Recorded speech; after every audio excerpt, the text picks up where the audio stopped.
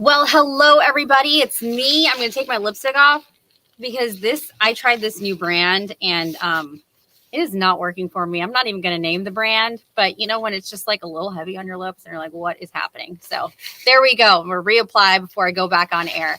Thank you so much for joining us for this edition of Parent to Parent, and it's something that I'm become passionate about because you guys know I have a 3 and 6 year old, and some may say that it's a little late to get swim lessons. But I feel like any time is a good time. I didn't just realize how important it was, especially because in the news, unfortunately, I'm talking about there's so many near drownings that happen that don't go on the news, but there's so many drownings that happen that we cover. And it's always just obviously so sad. And it's not just kids, it's adults too. We just recently talked about Ryan Mallett, former quarterback for the Texans, who drowned near, I think it was a sandbar in Destin, Florida.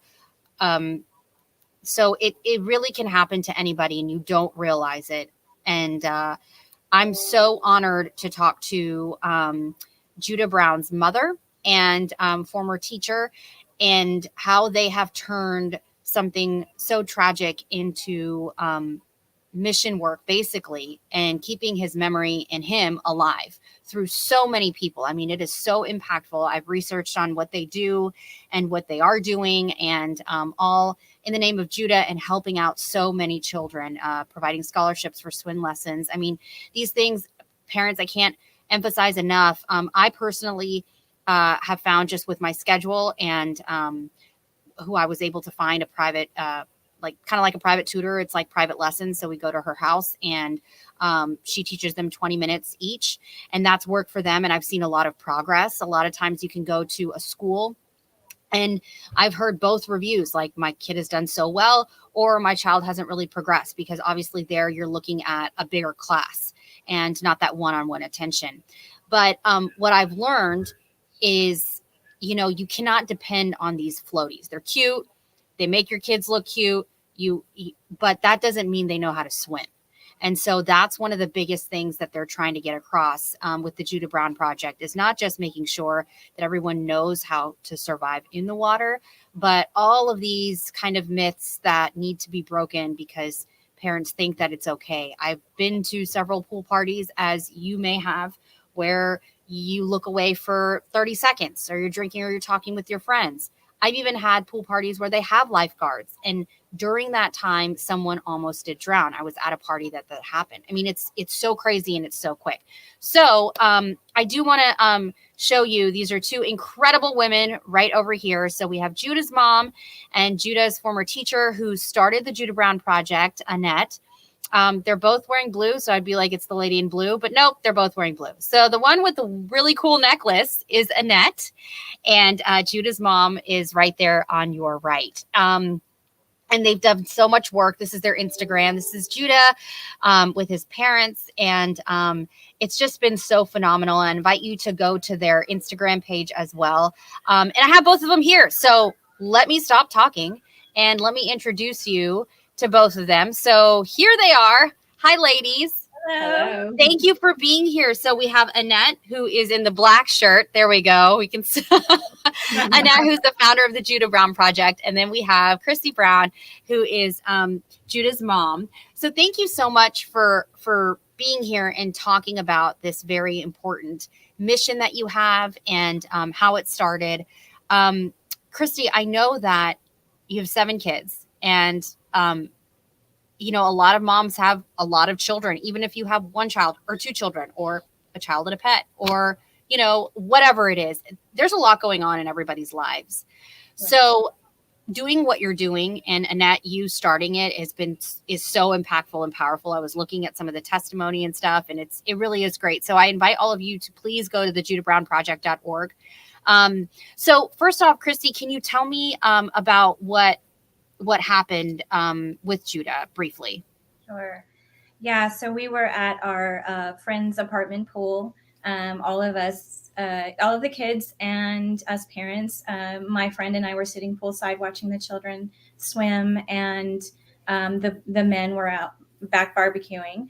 And Judah wanted to get out of the pool. He was tired. And so we gave him some water, and I put his towel around him. I couldn't get his towel around him with his puddle jumper on, which is what he was wearing, because that's what I thought would keep him safe around the pool. And so I took his puddle jumper off, wrapped his towel around him, and I sat him right next to me. And then I looked up to check my other children in the pool, and I was counting heads, and then I looked down, and Judah was gone. And it just happened so fast. I didn't see it. I didn't hear it. And so we jumped up and we ran to try to find him in the water. And I did find him just off the steps of the pool, down in the pool. And we got him out and started CPR. And then the ambulance arrived and took us to the hospital. They did get a heartbeat back on him. But then 2 days later, he passed away. All right. And obviously, at that point, you were telling me how Annette came to you a couple of days later. So tell me how that kind of started. Yeah. So Annette, it was Judah's preschool teacher, and she heard about the accident and contacted me while we were in the hospital.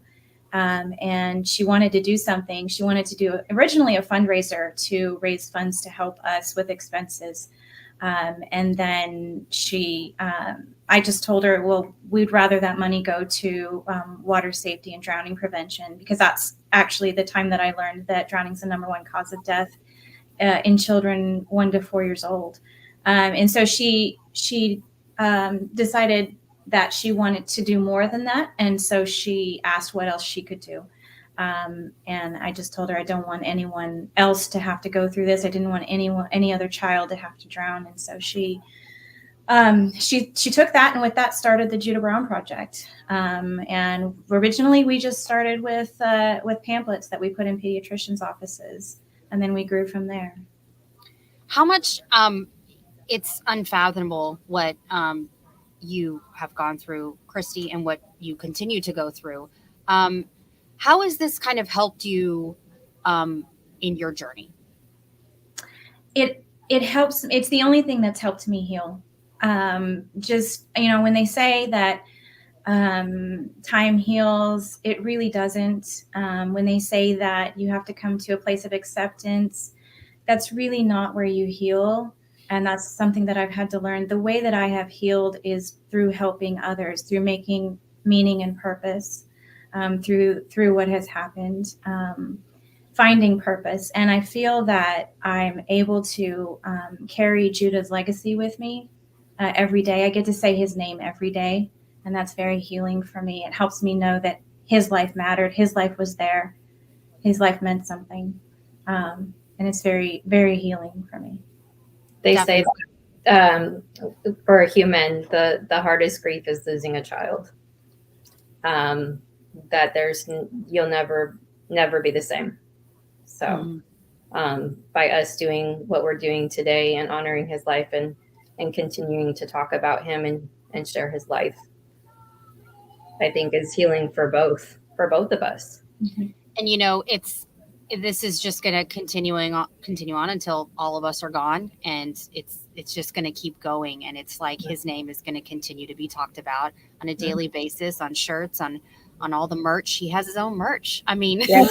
I'm sure he's like, whoa, guys, this is awesome. But yeah, it's so I mean, just all like, kind of laughter aside, I really do. I speak with parents and who have turned their story into something that is not just their lifelong, but it's there for years and generations to come, which is not just for healing for them, but it, as they say, like there's no choice. And it's like, you have to figure out something. And I know, Annette, you're not the mother, but obviously you are severely impacted by what has happened, which is why you're so passionate about this.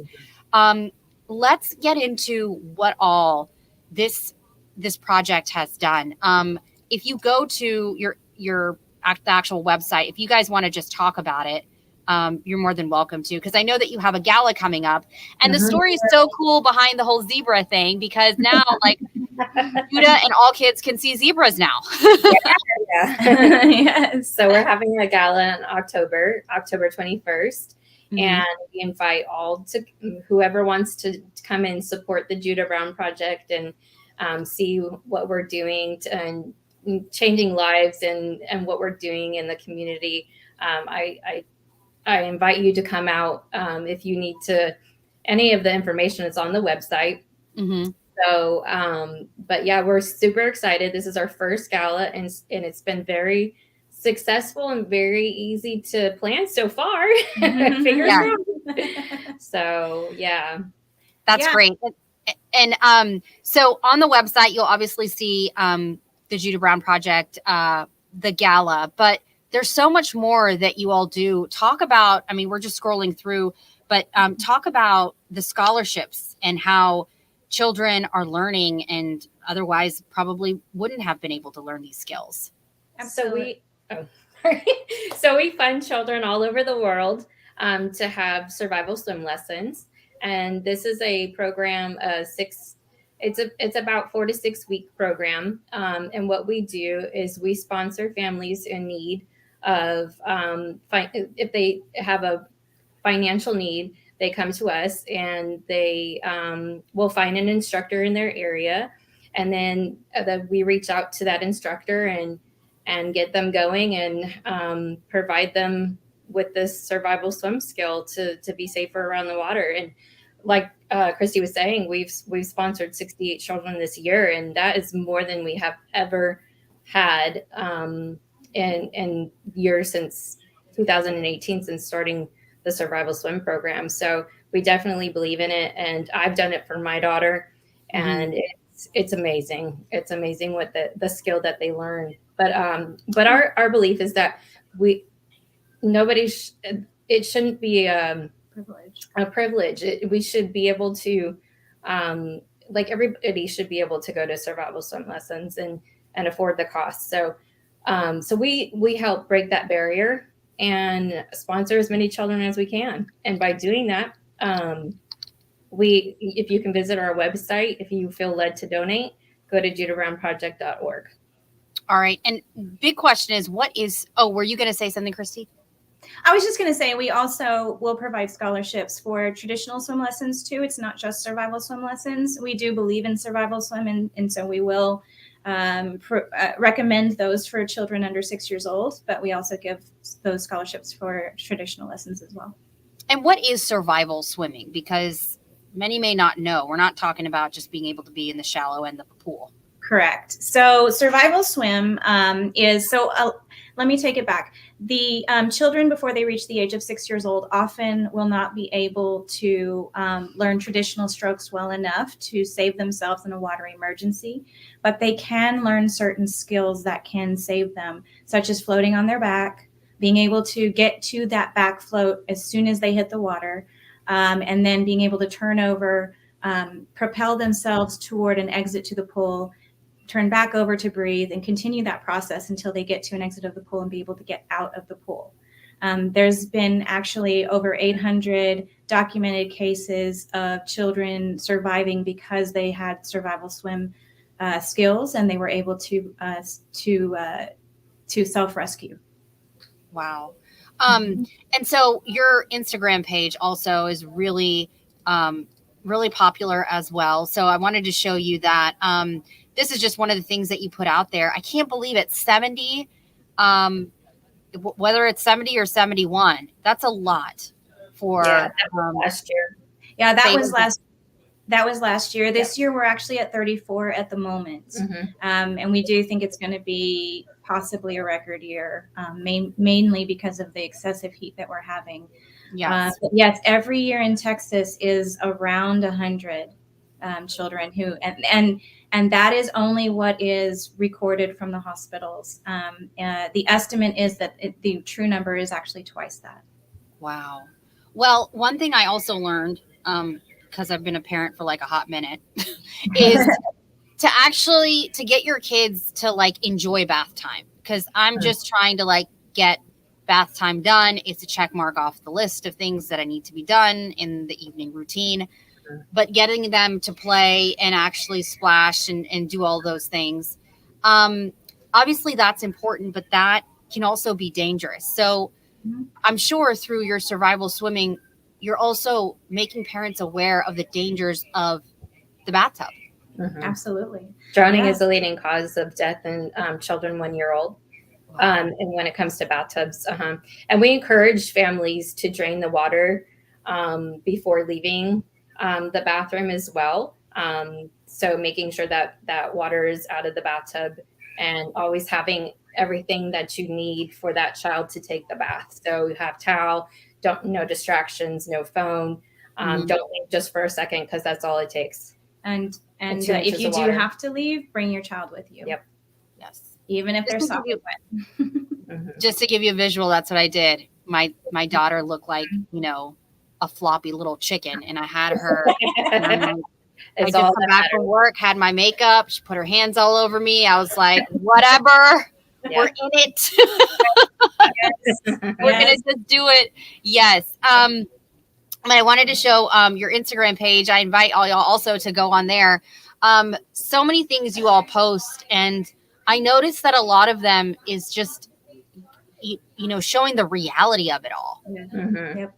And so tell me what people can expect when they go to your page, because it really is.